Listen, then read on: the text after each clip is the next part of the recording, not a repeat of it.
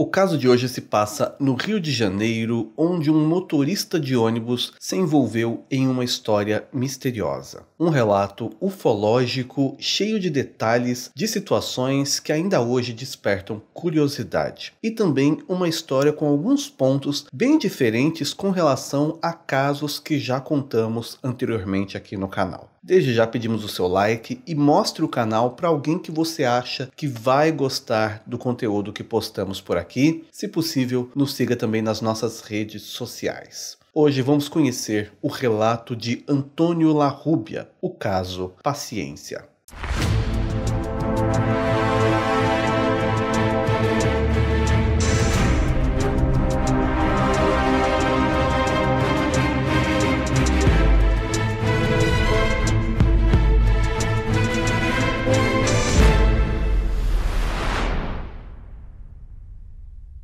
Essa história se passa em 1977, no Rio de Janeiro, num bairro chamado Paciência, que fica próximo a Campo Grande, e quem relata tudo é um homem chamado Antônio Bogado Larrubia. Ele tinha 33 anos na época, era motorista de ônibus há 2 anos na mesma empresa, um homem simples, trabalhador e benquisto pelos seus companheiros, que nunca tinha imaginado que um dia pudesse passar por uma experiência como essa, e que antes disso nem mesmo acreditava nessas histórias de pessoas que dizem terem feito contato com seres ou coisas vindas de fora da Terra. Mas esse seu pensamento mudou no dia 19 de setembro de 77, que foi quando, por volta das 2 da manhã, como de costume, o Sr. Antônio levantou um pouco em cima da hora para se preparar para o trabalho, já que a sua chegada na empresa, que ficava na região de Santa Cruz, distante mais ou menos 15 a 20 quilômetros da sua residência, era prevista para as 3 da manhã. Essa aviação que ele trabalhava é uma das empresas que dispõe de ônibus fretados que pegam seus funcionários em locais próximos de suas casas e levam para a empresa. O Sr. Antônio pegava esse ônibus a uns 350 metros de distância da casa dele. Ele deveria estar nesse ponto pelo menos 2h15 da madrugada.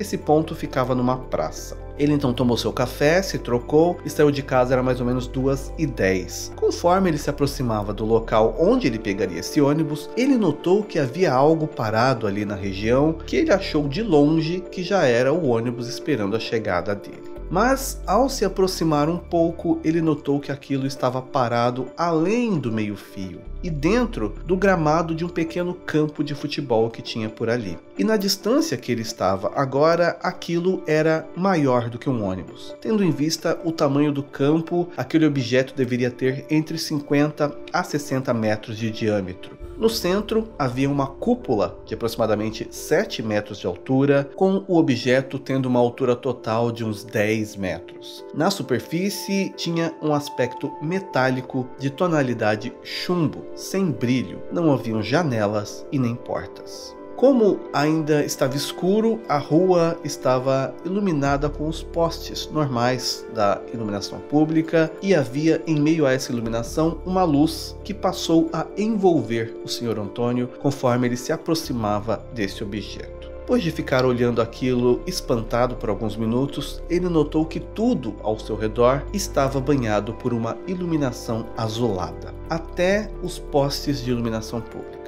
Essa luminosidade não era comum no local e lhe causou um tremor ao longo da sua espinha. Com medo, ele tentou correr, mas percebeu que estava praticamente imóvel, preso por algo que ele não conseguia entender o que era. O seu corpo meio que batia em paredes invisíveis, uma espécie de campo à sua volta onde nenhum som era ouvido. Nesse instante ele percebeu que o seu corpo começou a se movimentar em direção àquela grande máquina contra a sua vontade. Ele estava praticamente sendo arrastado do meio-fio da rua para subir até a grama do campo, sendo levado por aquela luz. Nesse momento ele reparou à sua frente que surgiram alguns vultos que também estavam iluminados em azul. 2 estavam a uns 2 ou 3 metros de distância dele, um mais à esquerda, o outro mais à direita e um terceiro mais afastado, a cerca de 10 metros à sua frente. Esses vultos tinham no alto algo com formato de elipse que estava sobre algo maior que parecia um tronco de uma pessoa e tinha hastes nos lados como se fossem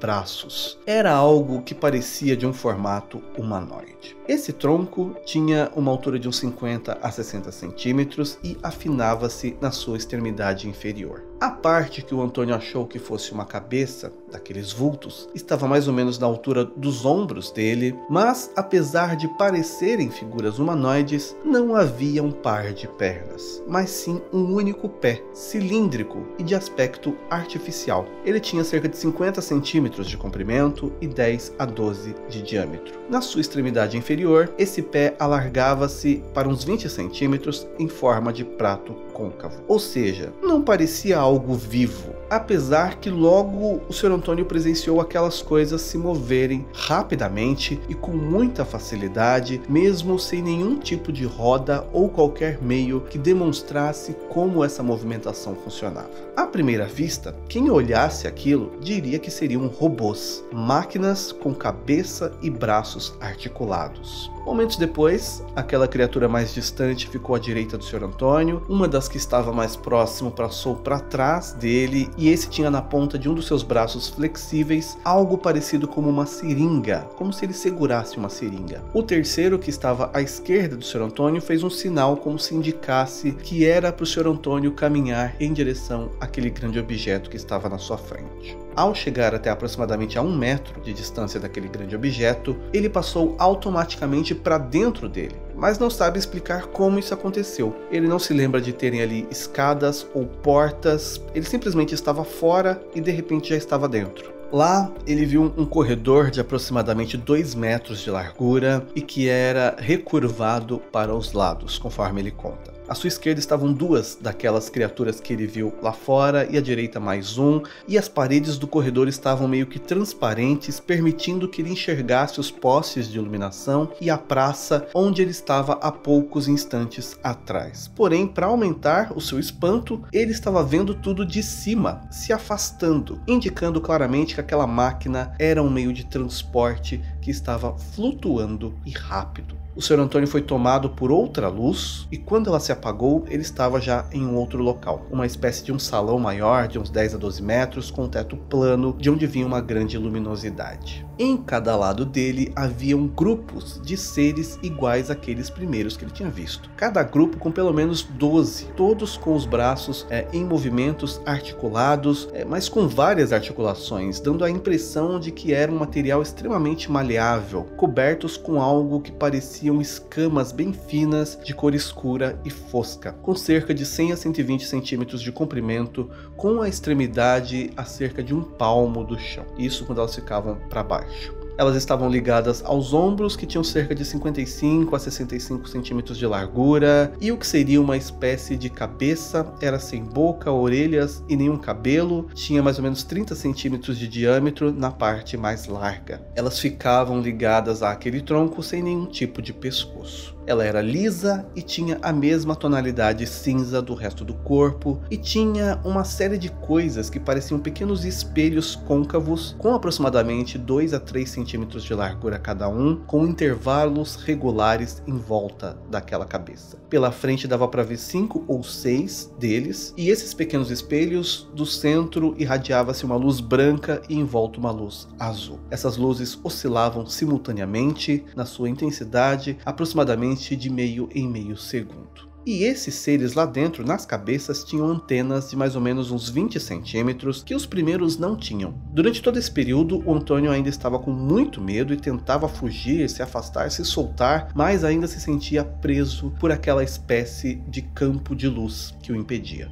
Ele começou a perceber também que o ar era muito rarefeito e estava dando muita dificuldade para ele respirar, conforme ele ficava ainda mais ofegante, tentando fugir, além da temperatura parecer subir muito lá dentro. Enquanto tudo ainda estava extremamente silencioso, onde ele apenas conseguia ouvir a sua voz. Até que ele começou a gritar: "Quem são vocês? O que querem de mim?" Na hora que ele gritou muito alto, algo estranho aconteceu. Todos aqueles seres que estavam na sala caíram no chão, como se aquela onda sonora dos gritos do Sr. Antônio fossem tão fortes a ponto de empurrar todos eles. E curiosamente o Antônio viu que pelo menos um deles tentava proteger aquela espécie de antena que ele tinha na cabeça, que na ponta tinha uma hélice de mais ou menos 2,5 cm, com algo no topo semelhante a uma pequena colher que ficava girando durante alguns momentos. Um pouco depois disso, todos aqueles seres se levantaram, apoiando-se nos seus braços. O Antônio tentou gritar novamente para tentar derrubá-los de novo, mas isso não aconteceu mais. A partir daquele momento era como se os gritos dele também não passassem mais por aquela barreira invisível que os segurava. Logo depois disso, o Sr. Antônio percebeu que imagens estavam sendo projetadas em uma das paredes. Eram imagens quadradas com aproximadamente 2 metros por 2 metros, na parede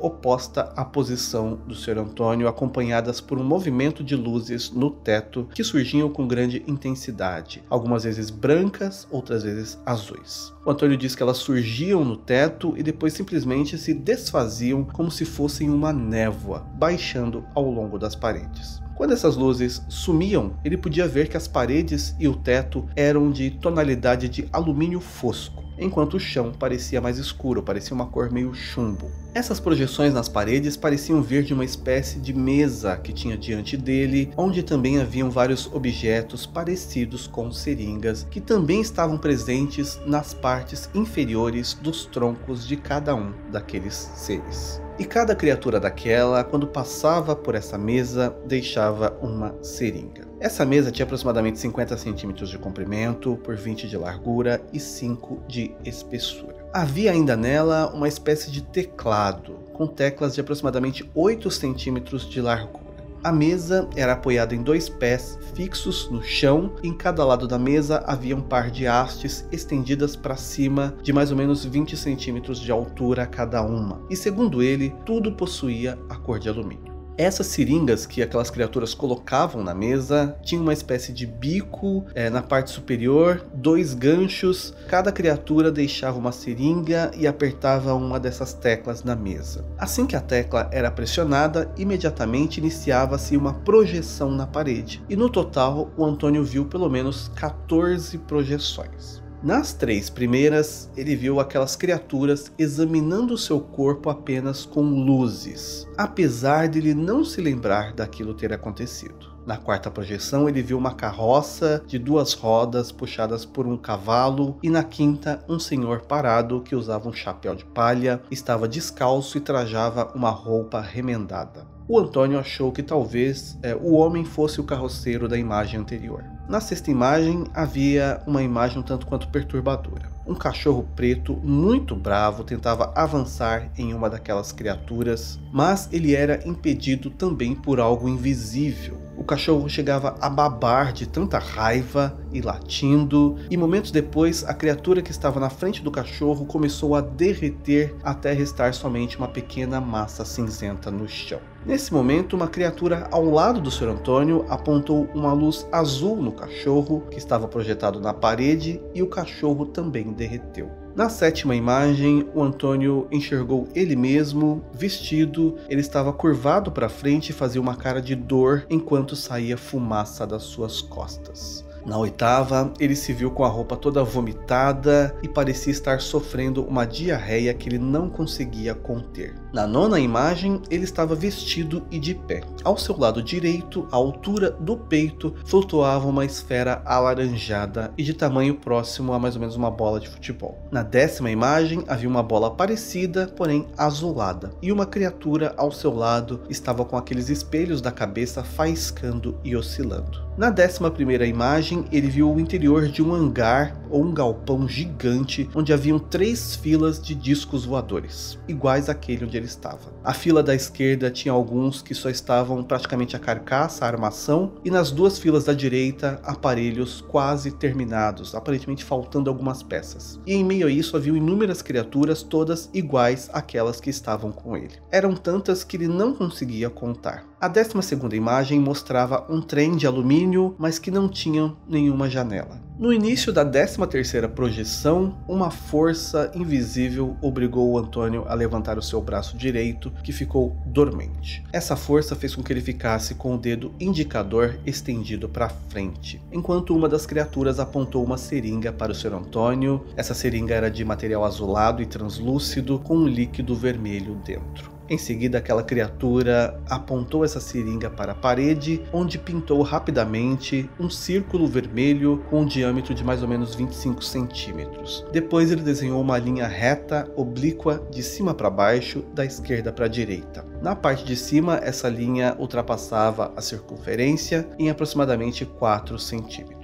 Na extremidade inferior da linha, ele desenhou um gancho e um ângulo reto, formando assim uma espécie de L. Esse desenho foi repetido mais 2 vezes, cada desenho ficava com uma distância de mais ou menos 5 centímetros um do outro. Ele usou pelo menos 1/3 daquele líquido que estava na seringa e logo após isso, os desenhos se apagaram sozinhos. Na 14ª imagem, o Sr. Antônio viu mais ou menos uma avenida que parecia com a Avenida Brasil no Rio de Janeiro, porém todo o trânsito estava paralisado por um engarrafamento que o Sr. Antônio nunca tinha visto antes. No momento seguinte, a 14ª projeção, o Sr. Antônio estava de repente pisando no chão em terra firme. Ainda era noite, ele estava ali com a sua bolsa, que durante todo o tempo lá dentro ele nem sabia onde ela estava. Havia ao seu lado, a mais ou menos 1,5 metro de distância, uma daquelas criaturas, mas ele não via onde estava aquele grande objeto voador. Quando ele olhou para cima, ele viu aquele objeto por baixo. Ele tinha um enorme bojo cinzento, ele estava flutuando mais ou menos na altura dos postes, subindo tão velozmente que era difícil acompanhá-lo mesmo com o olhar. Em seguida, tanto o objeto quanto a criatura ao seu lado desapareceram. Minutos depois, o Sr. Antônio percebeu que estava a cerca de 50 metros da estação da estrada de ferro de Paciência, que ficava a aproximadamente 2 a 3 quilômetros da sua casa. Ele olhou para o seu relógio e ele estava parado em 2h20. Nesse momento, o Sr. Antônio sentia calafrios, estava tonto, cansado e suado. Quando ele finalmente achou alguém pelas ruas, ele perguntou que horas eram e o homem respondeu 2h50. Com medo de contar a alguém o que aconteceu e ser ridicularizado, o Sr. Antônio assim mesmo foi para o seu trabalho, mesmo com esse atraso de cerca de meia hora. Ele trabalhou aquele dia e não contou nada sobre o que viveu, nem mesmo para sua família durante vários dias. Até que ele começou a se sentir muito mal, tendo diarreia a noite toda, acompanhada de vômitos frequentes. Quando ele melhorou um pouco disso, ele foi até a sua empresa comunicar que não tinha como trabalhar por alguns dias. No trajeto, ele sentiu seu corpo esquentar e começar a coçar por completo. Assim que ele chegou na empresa, ele correu para onde os ônibus eram lavados para tentar aliviar aquela coceira e aquela sensação de queimação jogando água no seu corpo. Os seus amigos inclusive acharam que era algum tipo de alergia, eles não estavam entendendo o que estava acontecendo. O Sr. Antônio ainda não chegou a falar abertamente o acontecido e acabou falando só em particular com o encarregado geral de serviços, que não acreditou nele. Uma enfermeira da empresa chegou a atendê-lo e disse que ele estava com uma febre de 41 graus. E quando ela soube da história que ele tinha contado, ela quis aplicar tranquilizantes nele, mas ele se recusou a tomar, dizendo que não estava maluco para precisar ser contido. De qualquer modo, ele aceitou ser levado para o hospital e foi para o Hospital Municipal Rocha Faria, onde ele foi administrado, entre outros medicamentos, um calmante, após ele contar a sua história para alguns médicos e enfermeiros. Lá também ele foi ouvido por um policial e por um investigador e até mesmo um repórter.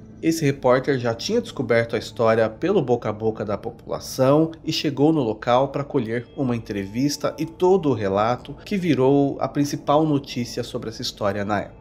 Nesse ponto, o Sr. Antônio achou que já estava virando chacota e decidiu parar de contar a sua história. Mas ele voltou para a empresa e lá ele teve que conversar com uma psicóloga. Ele contou tudo mais uma vez e ela finalmente foi a primeira pessoa que acreditou realmente no Sr. Antônio. Para ela, a história do motorista era real. Ela achava que realmente aconteceu alguma coisa grave e muito estranha com o Sr. Antônio, que contava tudo se coçando constantemente. Foram retiradas amostras de sangue dele e nada anormal foi evidenciado em qualquer uma das amostras examinadas. No entanto, ele perdeu 5 quilos no decorrer de um mês. 33 dias depois do acontecimento, ele ainda se sentia leve e vazio ao andar, conforme ele conta, como se ele fosse flutuar. Ele sentia a gravidade diferente. Ainda sentia muito calor e durante muito tempo continuou se submetendo a vários exames e tomando vitaminas até se sentir melhor. Posteriormente, descobriu-se quem era o homem para quem o Antônio perguntou as horas quando ele teria retornado daquela viagem estranha. Esse homem era Celso Moreira Leite, de 24 anos, que afirma que viu sim, momentos antes do Antônio lhe perguntar que horas eram, um grande objeto iluminado subindo ao céu rapidamente, de modo que ele tinha certeza que não era nada que ele já tinha visto antes, nada que a tecnologia daquela época era capaz de construir.